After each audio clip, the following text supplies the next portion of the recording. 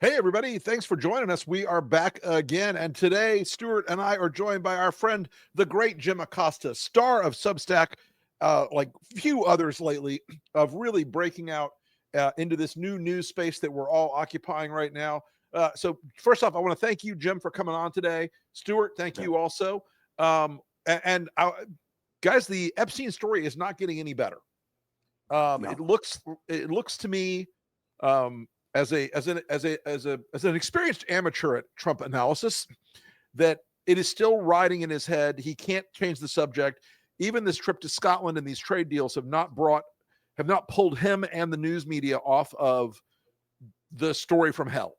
So I want to start with you, Jim. Yeah.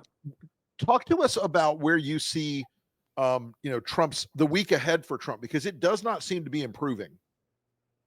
No, and it sort of reminds me of that character in The Princess Bride, Miracle Max, when he said he's not dead, he's only mostly dead. Trump isn't fucked, but he's mostly fucked right now. When it comes to Jeffrey Epstein, and when he's admitting on Air Force One, Jeffrey Epstein stole employees from my club, and then he's asked, was one of those employees, Virginia Giuffre, who committed suicide in April, was one of Epstein's victims. He acknowledged that Yeah. that young girl worked at his spa, and it raises all sorts of questions because Trump was talking about Epstein stealing multiple employees, and Jeffrey Epstein wasn't running a hotel. He wasn't No. running a restaurant. He wasn't stealing folks at the front desk or landscapers, or he wanted young girls for this pedophile sex ring, and it was really like a Ponzi scheme. The girls would recruit other girls who would recruit other girls, and it was just a heinous operation they had going on down there. And it just begs the question: what the hell did Donald Trump know about all of this, and how is it we're just Right. hearing some of this stuff now? It's kind of remarkable. And if he was just poaching spa employees, are you telling me Donald Trump never said, Jeffrey, what the F are you doing poaching my spa employees? Right. That seems weird. We've got a clip ready to go on this. Let's play this, folks. This if this doesn't like blow your mind, I don't know what will. Relationships. Have you socialized with him? Yes, sir. Yes? Yes, sir. Have you ever socialized with Donald Trump in the presence of females under the age of 18? Though I'd like to answer that question, at least today, I'm going to have to assert my 5th, 6th, and 14th Amendment rights, sir. Stuart, what do you think he was trying to communicate there? Well, aside from the obvious. Most of us can say no to that. It doesn't require constitutional protection. Have you ever socialized with Donald Trump and young girls under the age of 18? The answer, the only reason Trump was right, we have a clip here somewhere where Trump says, if you plead the 5th, you're guilty. Persons that include Virginia Giuffre? I don't know. I think she worked at the spa. I think so. I think that was one of the people. Yeah. He stole her. And by the way, she had no complaints about us, as you know. None whatsoever. Yeah, so I think she actually did have complaints about Donald Trump as time went on. Yeah. As you know. Set that up, Rick, that the people understand who she is. And so Virginia Giuffre was a young lady who had worked in Trump's spa at Mar-a-Lago, who got drawn into the Epstein organization. She and her brother both worked there. And her brother is still alive. I'd love to have him come on the show. If he's interested, we'd love to talk to him. But they both worked at Mar-a-Lago, and Epstein, who was a frequent guest at Mar-a-Lago, lured her into his ring. He and Ghislaine lured her into this ring. She claims that he was, and there are photographs of it, of her, that Epstein used her sexually and then provided her to other men and to Ghislaine Maxwell sexually. And of course, her life ended tragically this April, a combination of, stress and depression and PTSD, whatever it was, that led to her suicide this April, which it is interesting to me that Donald Trump suddenly knows who she is. Suddenly, after all this discussion, all this time, she suddenly pops up. His great deep concern for the victims of child trafficking and human trafficking suddenly emerges now when he's under the gun. Jim, I mean, Yeah. isn't that sense that I think a lot of reporters I've spoken to in the last 2 weeks, 10 days, of Trump really flailing on this and really trying to, throwing everything at the wall. It's just not working for him. It's not working for him. And there are so many questions about this, Rick. I mean, one is, according to the Wall Street Journal, Pam Bondi told him about this, that he was in the Epstein files back in May. Yeah. And then they tried to put this bullshit memo out, around 4th of July weekend. It was at the tail end of 4th of July weekend where they said, oh, nothing to see here, please disperse. And which means that Donald Trump has had some knowledge of this for some time. I mean, there's video of him being asked, were you told that you were in there? And he's, and he just sort of does a word salad It was answer. it was a brief discussion. A brief discussion. And so he's been throwing out Rosie O'Donnell. He's been throwing out Barack Obama treason, the Washington Commanders. I mean, you name it. He's almost revealed where Jimmy Hoffa is buried. I mean, this is the level that he's gone to in all of this, and nothing works. And the reason why he is so desperate to get out of this mess is because, I mean, there's a key part of his base. I wrote about this on my Substack. Key part of his base, the QAnon cult, you could write them off as a bunch of lunatics and so on. They show up at his rallies. They fuel the MAGA base. And you're telling me that Donald Trump is actually contemplating pardoning Ghislaine Maxwell, a convicted sex trafficker, when the conspiracy theory at the heart of QAnon is that he is going to vanquish the cabal of sex traffickers. I mean, to me, you can't make this shit up. And so, it's no wonder, Joe Rogan is saying this is a line in the sand and so on. It is astounding to me, but it's a trap of his own making that he's gotten himself caught in. Yeah. Stuart, I want to jump in about Maxwell. Yeah, please. I think, I suppose if you hang out with Jeffrey Epstein, you could say, well, I'm not as bad as Jeffrey Epstein. But when you listen to these these women now who were girls, they were children, who were victimized, they say that Maxwell was worse than Epstein, that she was more calculating, more of a predator, that Epstein was more a recipient of who she was entrapping.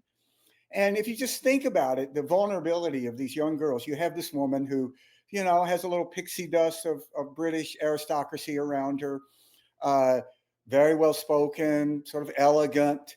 Let me introduce you to a world that otherwise you would have no entry to. And apparently one of the first steps of entry is to have sex with her. Right. And, they talk about, like, they use the word monster.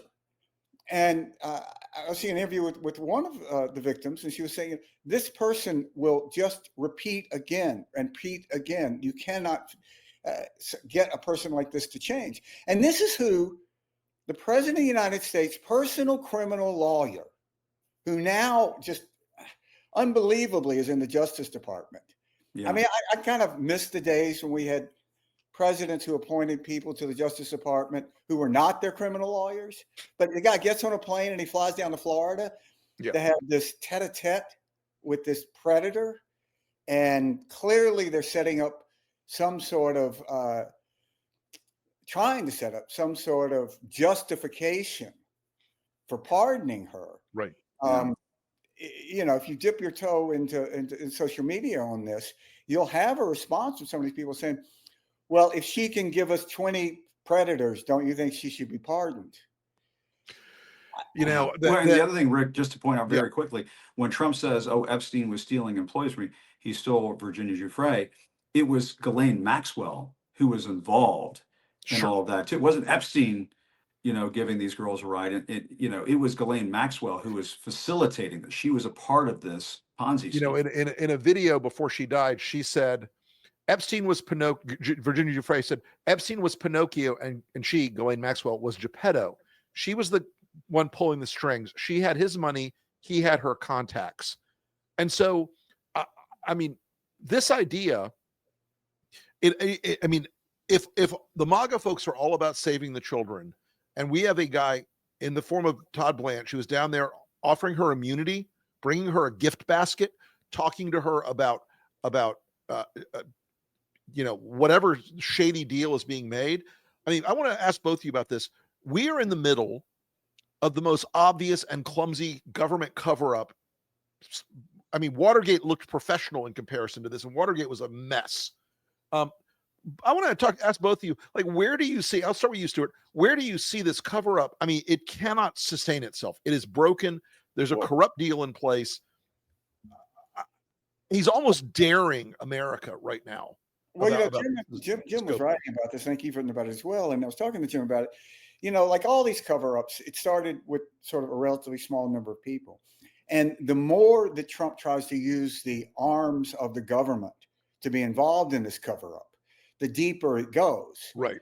I mean, this has just infested the Justice Department. Not just the top. I mean, it's really very deep in the Justice Department. And you have the Speaker of the House, that sad little character from Shreveport, is refusing to say whether or not Maxwell should be given a pardon. Right. So one day he'll be a real boy someday, perhaps. But anyway. with Watergate, you could say that the cover-up was worse. I don't think the cover-up is worse. I don't know what is worse than child sex trafficking. Right. I mean, petty burglary, you know, in Watergate, and the cover-up in Watergate pales in comparison. There are human victims in this. I mean, and folks, I think I was reflecting on this last night. The piece I wrote this morning started to touch on, I don't think we've paid enough attention to the victims in this. I think the criminals are so flamboyant and horrible, Maxwell and Epstein, that the victims are sort of getting put in the shade a little bit on this, because it's so the victims are so operatic, or the villains are so operatic, that the victims are fading away. And I think that's one of the things here that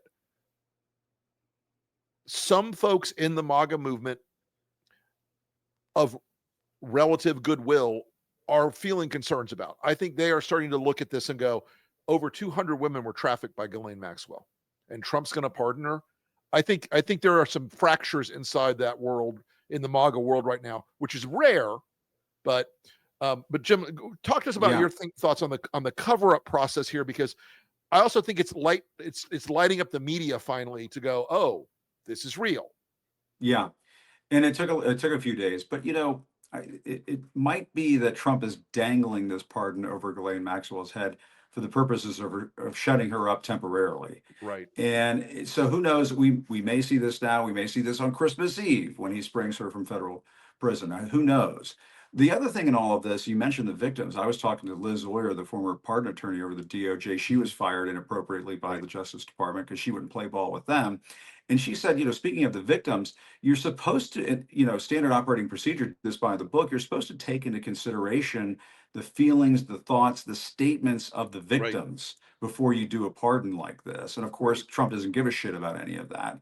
But, you know, I was talking to Vicky Ward, who's investigated this over the last couple of decades, and she has said these women will go berserk. These women will go off and make a lot of noise for Donald Trump if he does this. And so getting back to your point about MAGA and being a little uncomfortable with this, I mean, can you imagine going into the midterm cycle with, you know, the big, beautiful bill and all the political implications of that, and then in the middle of that sandwich is all of these just horrible stories that these women are telling after Ghislaine Maxwell is potentially freed from prison, and then skips town and leaves the country. I mean, that is a dog's breakfast for Trump and the Republicans to run on next year.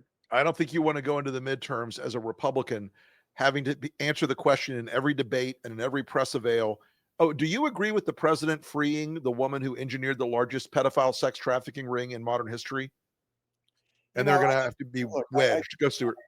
I just got to weigh in. You know, this is about Trump, but it's really about the Republican Party. Because if the Republican Party it stood as a unified force and said, do not pardon Maxwell, release every bit of information that we have on Epstein, it would be very difficult for Trump to resist that. They are not powerless.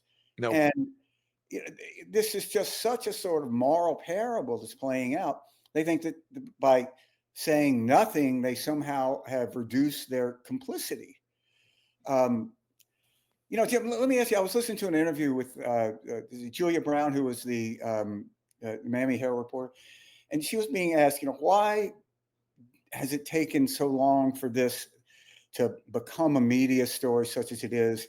And she was saying, I think part of the problem is, and you would know far more about this than Rick or I, but that the powers that be in most of media in America are men. And this is a story of powerful men. And the question is not that it would be intentional in the sense like we're gonna have a meeting here and there's gonna be some conspiracy, but it just struck me as very true that it's almost impossible for an adult male who is successful in the world, which you are if you're in some position, to really have any sense of what it would be like to be 14, 15 years old and have, a limo pull up with Ghislaine Maxwell in it. Oh, would you like to meet Prince Andrew of England? Yeah. Well, and those girls were being lured from the other side of the tracks. I mean, there was a lot of that going on too. The Netflix documentary on this is extraordinary and it paints that picture. But I mean, Stu, you're absolutely right. And I think part of the reason why the media ignored this, and I hate to use the term the media because, there are folks who did cover it and did a tremendous job with it, and Julie Brown and so on. I think that there are folks who kind of wrote it off because they thought this was a fixation of the far right. And because of those goofballs running wild with it and saying, release the Epstein files and things like that, it sort of turned it into this cartoonish caricature.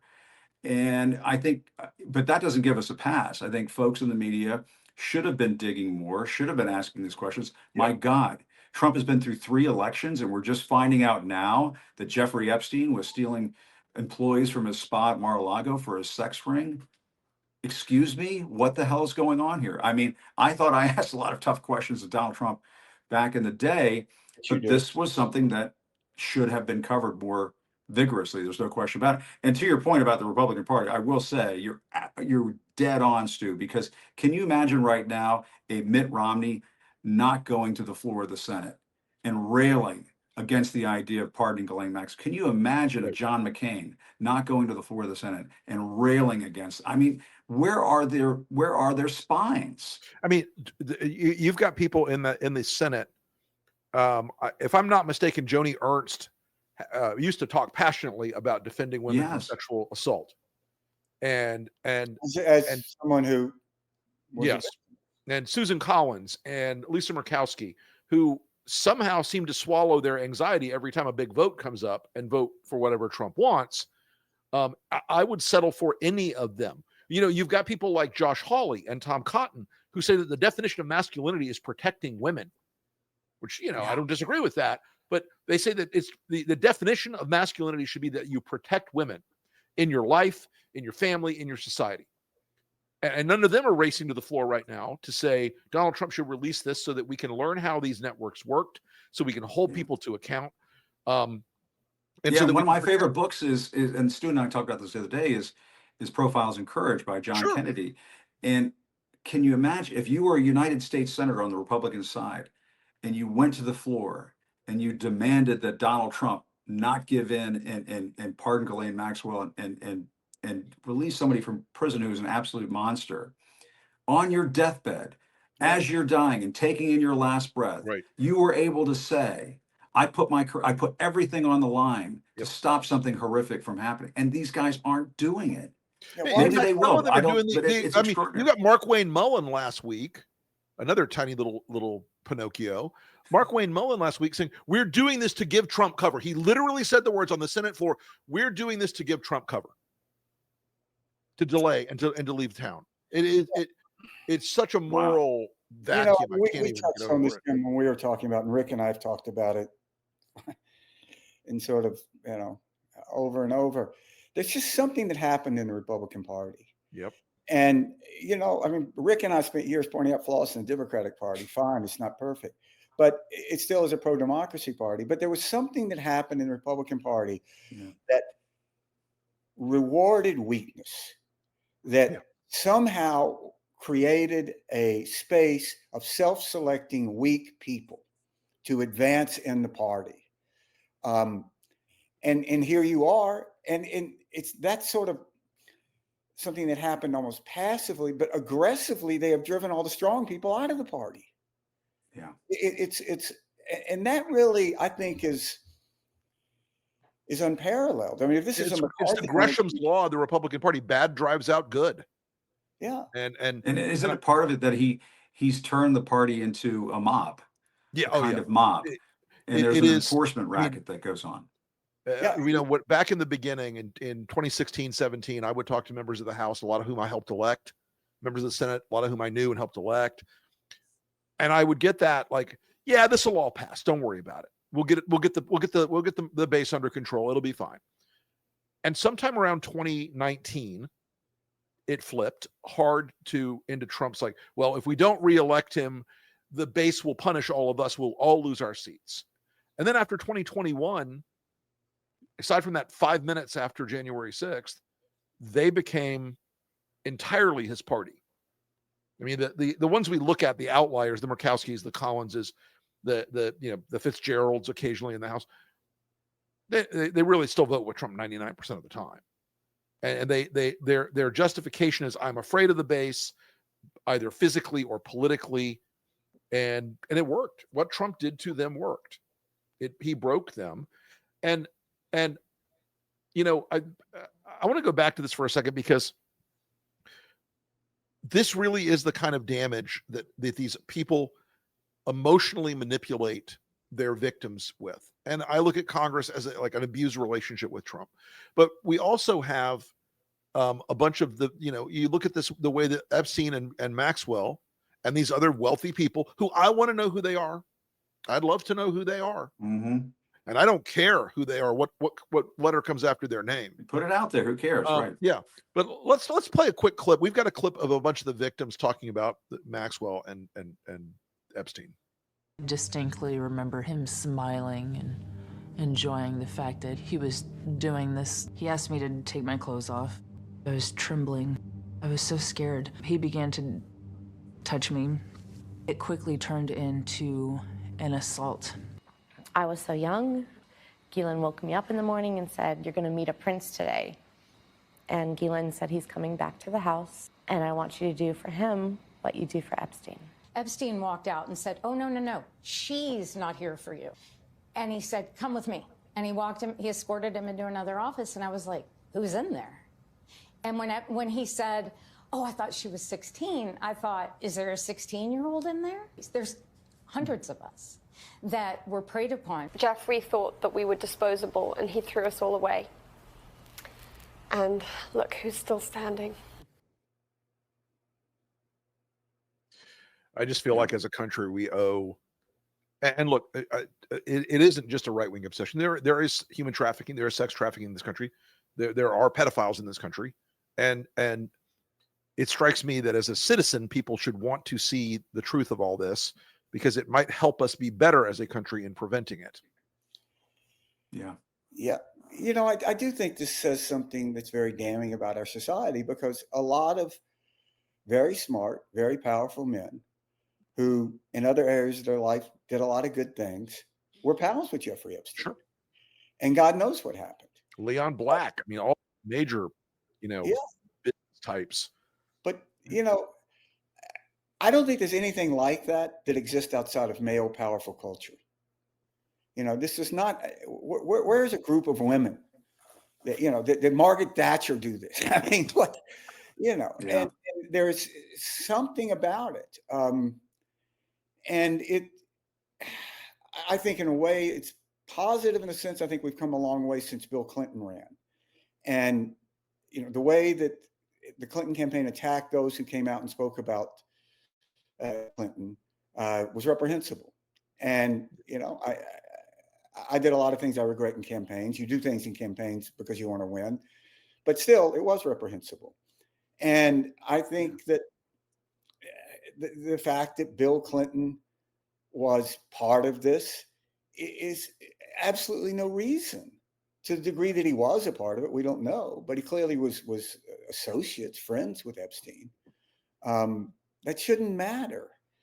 And I don't know anybody in the Democratic Party at this point that's saying, let's don't do this because we need to protect Bill Clinton. No, I think it's pretty universal, right, Jim? I mean, No, I mean, they're all saying release the Epstein files. And, I don't know, the conversation has shifted away from the Epstein files. Have you noticed that? I mean, that's the other thing that's happened too, is we're talking about, should he pardon Ghislaine Maxwell? There's still the matter of the files.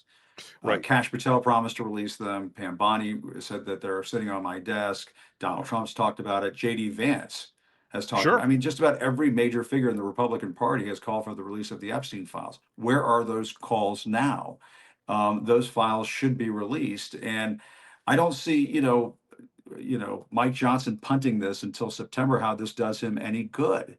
Right now, people aren't paying attention. You know what I mean? They're at the beach, they're on vacation, and so on. And the fall, the guy still has to pass a budget, guys. That is a really smart point. I haven't really made it. Yeah, I mean, Johnson still has to pass a budget, and I can't imagine that the 15 or so Republicans who are in the Release the Epstein Files caucus are going to quietly say, okay, it's all forgotten now when they come back in September. I mean, say what you will about Jeffrey Epstein. He shut down Congress, which isn't bad for a dead guy. I mean, that's some reach. God, I do think there's a part of the paranoia about Trump's anger and rage. And I spoke to somebody over the weekend, very close to the Senate leadership, who said to me that the paranoia there, that everything could fly apart if he keeps acting so erratically. Especially as the summer drags on, but they kept thinking the subject would change back, that he would get control of the whole narrative. But just changing it, I think, from the files to Ghislaine's pardon, it means that it's going to go back to the files, because whatever she says will now be a greater public demand. Okay, well, show us the evidence of this, Trump team, and I don't think they're never gonna get over Donald Trump's resistance to letting the material that he was indicated in out. And the greatest part of this is, with 1,000 FBI agents who went through all this material, that's 1,000 potential sources of a leak. It's astounding it's astounding how dumb that was by Bondi, but then it's not as astounding when you know Pam Bondi. Right. Well, that's true. And who other than Sean Hannity is going to buy it? If Ghislaine Maxwell comes out and says, oh, Donald Trump, he didn't do anything wrong. I mean, she's a known liar. The prosecutor said as much during the trial. It's been adjudicated as such. And, I just don't see how this shuts up the base. I don't see how it shuts up that fringe element, that QAnon element of the MAGA base. If they're all sellouts if they give in. I mean, Joe Rogan the other day was saying this is a line in the sand. Line in the sand. Mm-hmm. Okay. We all remember what happened with Barack Obama when he didn't enforce his red line. Right. So Joe Rogan, you've said this is a line in the sand. If they try to whitewash this thing and cover it up and sweep it under the rug, it's on you, man, to hold this guy to account. And so these influencers waving the binders and all that shit, this is your moment. Stand up, be counted. You know what? Save the children, y'all. Save them. Guys, what just blows my mind about this is, when Trump ran for office, there were tons of pictures of him and Epstein. Sure. Epstein introduced him to his wife. They were all part of this, at the Kit Kat Club. Supposedly they had sex for the first time on his plane. I mean, this is who Trump is. The essence of Donald Trump. Anybody who didn't think Donald Trump, and I actually had some people, this is way back in the 90s when I was doing I had a lot of high value, like these real estate developers in Miami and Palm Beach. They hired me for political shit. Even in the late 90s, it was like, yeah, Trump and Jeffrey Epstein. Do you know Jeffrey? He parties all the time. And I didn't ever put two and two together back then, because I thought, Donald Trump, who the fuck cares? But, this relationship was not a secret. And it just, it does stun me that all of us, including, and as you said, Jim, you asked some of the toughest questions of Trump and his administration ever. And still, this thing is now front and center with the American people. Yeah. And I think this is why the base is so freaked out also. This is the first time it's really coming home to them. Like, this guy's a degenerate. He's we a should bad know. guy. It did come up from time to time. I mean, Yeah, there are sound bites from the first administration where he's asked about Ghislaine Maxwell. Remember when she's sentenced and he says, I wish her well. I wish her well. I wish her well. Who wishes a He sex said that trafficker twice. well? He did it once in a presser and once with Swan from Axios. Right. And he was like, I'd wish you well if you were going to prison. I wish you well. I mean, Yeah. I don't know. I can make a list of them. I can make a list of the Trump number ever of wish pedophiles well? I wish well, and it's 0. So, You know, I think it's interesting to sort of think about it. The media has the ability, and I think has in this case, brought the facts out. What the media doesn't have the ability is to make a large portion of the country care. right. You can't imbue values. You could reveal that there were Nazis in Churchill's cabinet, but if the the conservatives are okay with it, what else are you going to do? And that's really the astounding thing here is there really is not a dispute over the facts that a guy who's president of the United States is on the record talking about what a good friend he was with Jeffrey Epstein, we know he went to parties with him. We know that Trump has this history of courting. I mean, he's a guy talked in public about dating his daughter. I mean, Or looking up the escalator and I'll date her in 10 years. I know she's 10, but in 10 years, I'll be dating her. This is we have the Access Hollywood tape. This is who Donald Trump is. And, the party that was so outraged by Bill Clinton and Monica Lewinsky, go back and read Bennett's Book of Virtues, that all of this stuff that the White House and the Oval Office is more than executives. It embodies something about the values and the soul of the country. And now we're accepting this. And it is a remarkable. I mean, it's depressing on one level, but it is remarkable to watch this playing out. And again, the scandal before and the long running damage to all these victims is now being exacerbated and made more tragic by this cover up. But we're going to keep covering it here, folks, on Lincoln Square. I want to thank Jim Acosta for coming on today. Jim, thank you. Folks, follow Jim's Substack. It is absolutely terrific. It is top notch. He's leading the charge in building this new journalism and this new media infrastructure that's emerging to get people engaged and give them the hard truths that a lot of folks in the mainstream media now, because of corporate interference and fear and everything else, are not pursuing. Stuart, thank you for coming on today. Folks, we will be back with you again with another live very, very soon. Thanks for watching. Thank you, Jim. Really appreciate it. Thanks, guys. Thank you.